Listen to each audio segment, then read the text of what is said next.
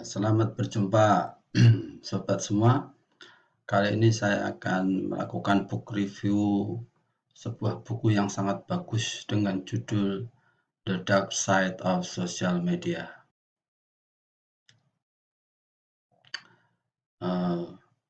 Buku ini dikarang oleh Bhavisya Sheldon.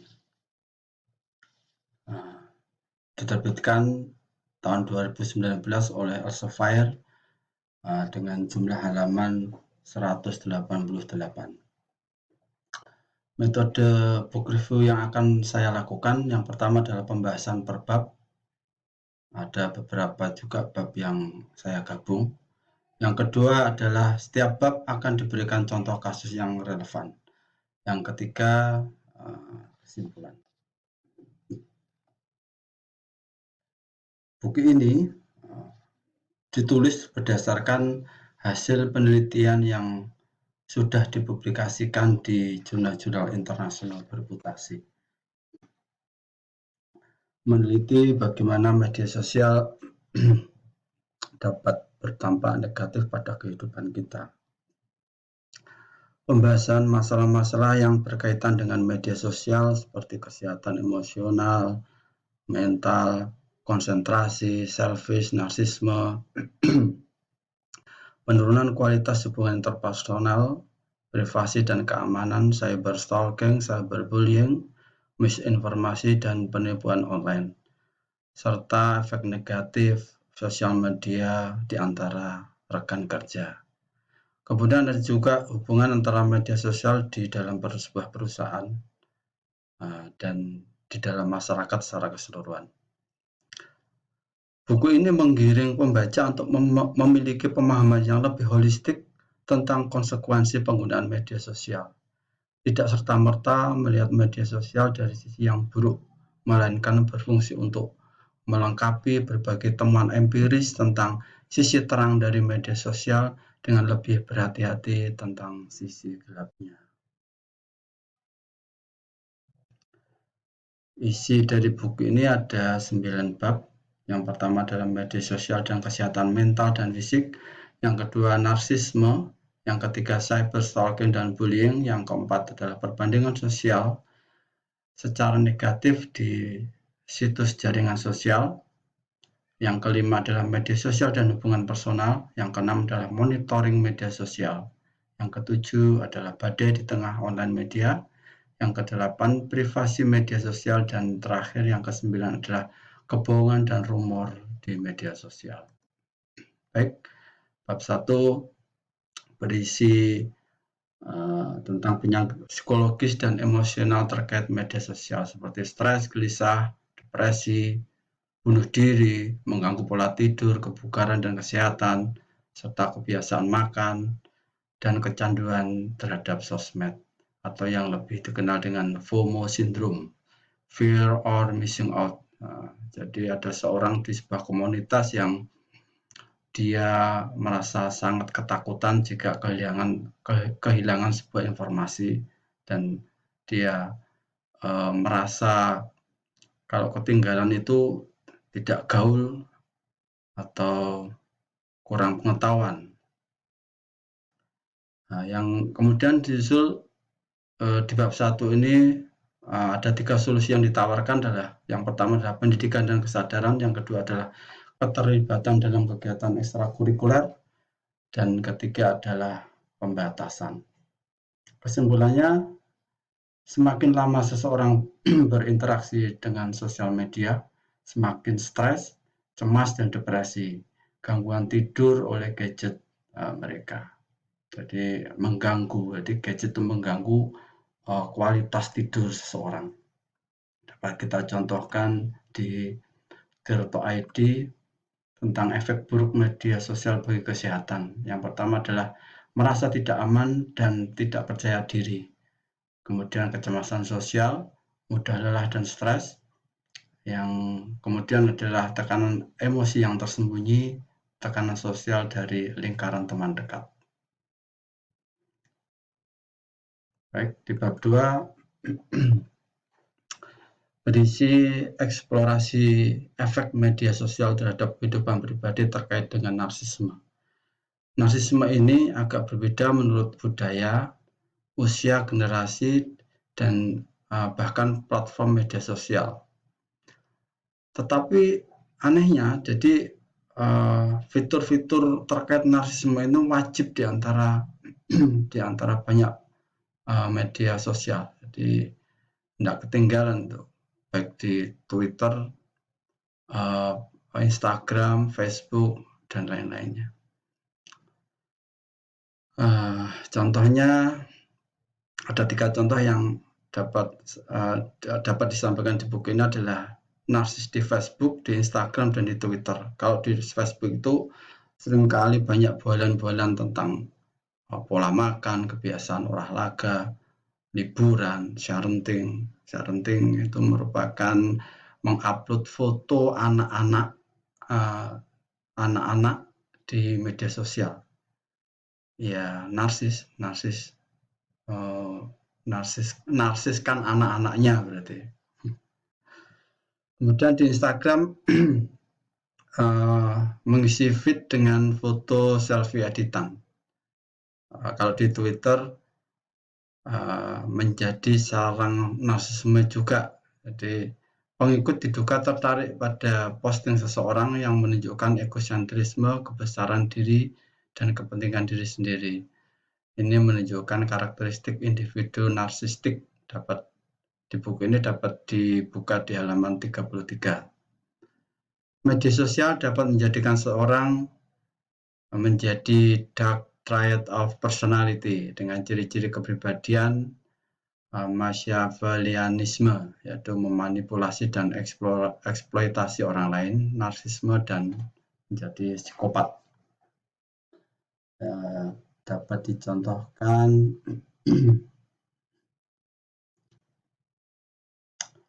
ini adalah contoh pembunuhan yang dilakukan oleh seorang ABG umur 15 tahun di Jakarta Pusat.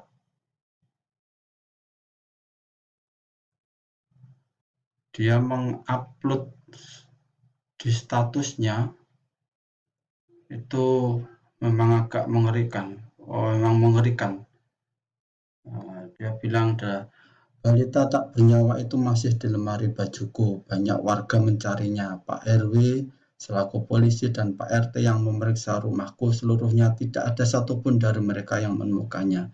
Tak ada satupun yang tahu aku pelakunya. Dengan dinginnya dia menulis ini dan diupload di Facebook. Jam tengah malam gini, apa bakal bangun dengan kondisi kayak zombie? Sebuah pembunuhan yang dia lakukan, kemudian dia memposting dengan kalimat-kalimat yang seperti bercanda, dan ini menunjukkan bahwa memang ada kelainan jiwa dari anak ini. Oke, kita lanjutkan ke contoh selanjutnya adalah dengan dulu yang terkenal dengan Gilang Bungkus menjadi trending topik nomor 1 di Twitter di sepanjang Rabu malam 29 Juli 2020. Bikin ngeri, viral predator fetis kain jari berkedok riset akademik, incaran korbannya mahasiswa baru. Nah, ini yang mengupload di akun Twitter itu korbannya. Jadi dia curhat di korban, dan akhirnya dari berita itu polisi menelusuri dan menangkap si Gilang ini yang posisinya di Kalimantan. Baik, kita lanjutkan ke bab 3. Bab 3 berisi tentang cyberstalking yang mencakup melecehkan, ancaman atau email cabul, spamming berlebihan, live chat pelecehan, pesan yang tidak pantas pada papan pesan atau buku tamu online, virus berbahaya, email yang tidak diinginkan, dan pencurian identitas elektronik. Pada hakikatnya, cyberstalking dan cyberbullying adalah sama, di mana si peleceh terus membuli, melecehkan berkali-kali sampai yang dilecehkan tidak nyaman dan depresi. Kemudian, si stalker ini terus menguntitnya kemanapun korban pergi, baik di media sosial, email, telepon, bahkan si stalker masuk ke dalam dunia nyata si korban. Dan tidak tanggung-tanggung, si stalker mampu untuk membunuh korban di dalam dunia maya, jadi membunuh karakter korban di dunia maya, bahkan benar-benar terbunuh di dunia yang nyata. Ada contohnya 8 bentuk cyberbullying. Yang pertama adalah flaming, contohnya adalah orang berdebat dan ngomong kasar di kolom komentar. Harassment, contohnya mengejek seseorang dengan pesan buruk di timeline. Denigration, contohnya akun-akun gosip seperti akunnya Lambe Turah. Kemudian impersonation, contohnya akun palsu yang berisi gambar-gambar yang buruk. Kemudian outing, contohnya adalah membagikan foto memalukan orang lain via pesan pribadi. Ada juga kirim screenshot curhatan. Ada juga exclusion, contohnya adalah diskusi pendapat dalam forum online sengaja hanya di-read saja, tidak diberi komentar. Cyberstalking, kemudian yang terakhir adalah cyberstalking, yaitu menguntit akun sosmed seseorang lalu mengancam orang tersebut dengan hasil stalkingnya. Kita lanjutkan ke bab 4. Bab 4 ini membahas tentang cyberbullying di media sosial. Ini merupakan fenomena perbandingan sosial. Sebagai manusia, kita cenderung membandingkan diri kita dengan orang lain dan sering merasa buruk tentang diri kita, sehingga memutuskan bahwa kita tidak sebaik target perbandingan kita. Media massa memiliki sejarah menyampaikan pesan iklan yang kadang tidak realistis dan bersifat tidak mungkin, yang menjadikan konsumen hanya menjadi korban. Kemudian media sosial saat ini memberikan fasilitas editing gambar foto agar terlihat sempurna. Ini dapat jelas terlihat di Instagram. Seperti adanya mode beauty, filter, soften, whiten, HDR, dan lain-lain. Akibatnya menjadikan gambar foto itu tidak realistis, jauh dari aslinya. Yang terakhir adalah penulis berpendapat menyebabkan kecenderungan kita untuk membandingkan diri kita sendiri dengan gambar yang diedit sehingga memunculkan perasaan negatif terhadap diri kita sendiri. Contohnya ada berita di Liputan 6, mengedit foto selfie buat orang tak puas pada bentuk tubuhnya sendiri. Ya iyalah, antara kenyataan dengan foto hasil editan ya jauh berbeda. Ya akhirnya tidak puas. Fotonya kok seperti ini ya. Gitulah.